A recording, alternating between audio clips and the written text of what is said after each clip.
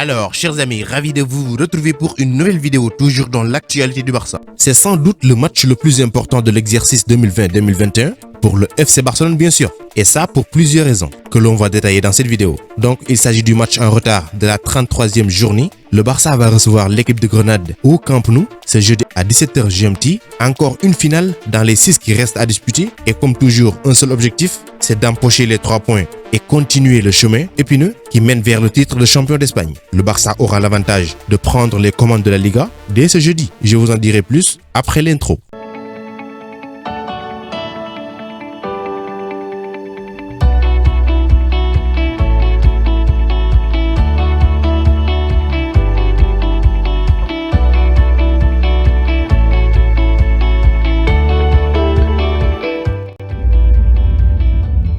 Alors, comme je vous l'ai dit dans l'introduction de la vidéo, ce match est le plus important de la saison du Barça parce que ça va permettre au Barça en cas de victoire d'occuper pour la première fois cette saison la place de leader après 33 journées. Je me rappelle pas de la dernière fois que c'était arrivé pour les Catalans qui ont débuté cette saison avec beaucoup de difficultés, notamment en Liga, contrairement en Ligue des Champions où ils étaient mieux embarqués. Maintenant, tout est conjugué au passé depuis un certain temps avec la forme époustouflante des hommes de Ronald Koeman, et cette forme peut être récompensée avec une première place validée à 6 journées de la fin du championnat pour le FC Barcelone, 5 pour les autres. Alors la semaine passée, on peut dire que dans les 4 équipes qui luttent pour le titre, seuls le FC Barcelone et le FC Séville ont réalisé les bonnes affaires. Puisque le Real Madrid a été tenu en échec par le Betis Séville à domicile, l'Atlético de son côté a été battu par les Basques, vainqueurs de la Supercoupe d'Espagne. L'Athletic Bilbao a classé les Colchoneros sur un score de 2-1, ce qui fait que les Colchoneros n'ont plus leur destin en main, ou bien entre leurs pieds, mais vont devoir espérer des faux pas de leurs poursuivants, ce que le Barça doit éviter coûte que coûte. Alors c'est une équipe de Grenade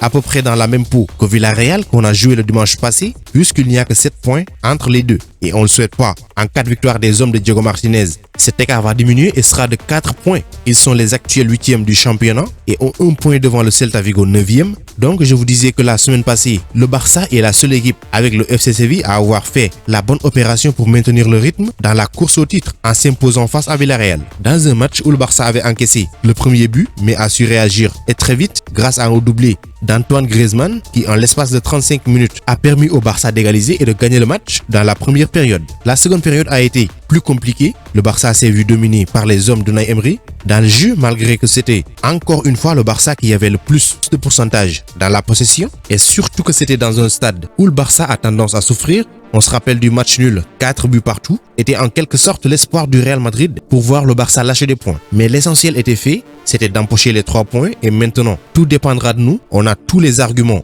pour bien terminer ce travail qui n'a jamais été facile et que personne ne croyait faisable il y a quelques mois, mais dans le football, tout reste possible. Alors Grenade, cette saison, ça vous dit sûrement beaucoup de choses, mais la plus importante était ce match du départ en Coupe du Roi. Pourquoi je dis départ? Parce que c'est dans ce match que l'espoir a commencé à prendre forme pour tous les fans du Barça. Car le Barça a été mené par 2-0 jusqu'à la 90e minute avant un premier but de Jordi Alba et l'égalisation d'Antoine Griezmann à la 5e minute. Au finish, c'est le Barça qui remporte la rencontre sur le score de 5-3. C'était en février lors des quarts de finale de Coupe du Roi. La suite de la compétition, vous la connaissez, le Barça est roi d'Espagne. Alors l'équipe de Grenade est sur 2 victoires en 5 matchs, dont 3 défaites, 6 points pris sur 15 possibles, et leur dernière défaite, c'était face au FC Séville, également candidat au titre, le 25 avril, sur le score de 2-1. Avant cela, ils ont gagné l'équipe d'Eibar sur un score de 4-1, même si Eibar est l'escalier de presque toutes les équipes. Lors du match aller, le Barça avait gagné sur un score de 4-0. C'était le 9 janvier, grâce au doublé d'Antoine Griezmann et de Léo Messi, dont un but sur coup franc de la Pulga et une passe décisive de Griezmann également.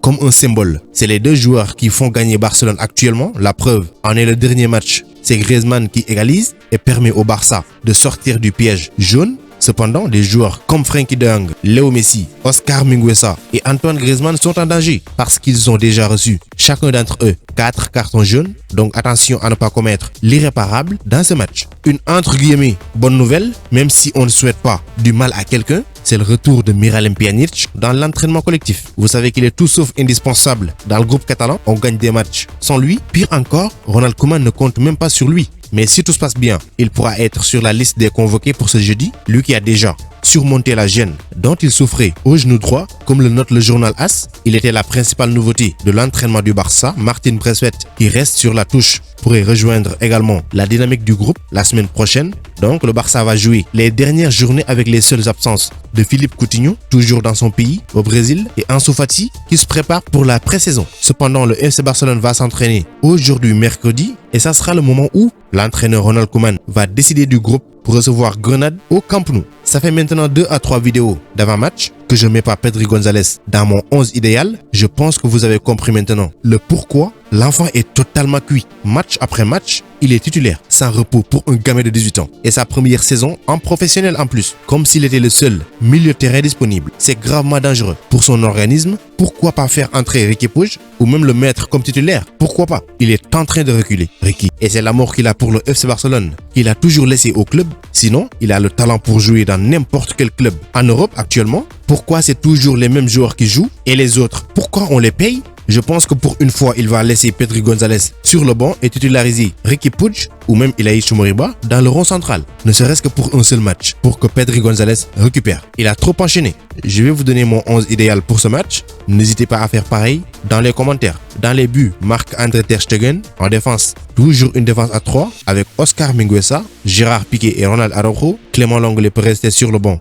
Au milieu de terrain, ça sera un milieu à 4 avec 4 milieux centraux. Jeune et fort physiquement, alors pas de Frenkie de Jong qui a beaucoup joué, Pedri également. Donc je veux qu'on essaye la technique de Riqui Puig et la force d'Ilaix Moriba pour voir ce que ça va donner en termes d'intensité et de compatibilité. Jordi Alba comme milieu central gauche et Serginho Dest comme milieu central droit. Mais si je le mets dans le cœur du jeu en position de numéro 10, Antoine Griezmann sur le côté gauche et Ousmane Dembélé sur le côté droit. Ça me semble un bon classement pour affronter l'équipe de Grenade qui n'a jamais gagné au Camp Nou, je le rappelle. Donc c'était tout pour cette vidéo. Merci de l'avoir regardé jusqu'à sa fin. Continuez à vous abonner à la chaîne, mais n'oubliez pas d'activer la cloche de notification. Vous êtes les meilleurs. Ciao, à bientôt.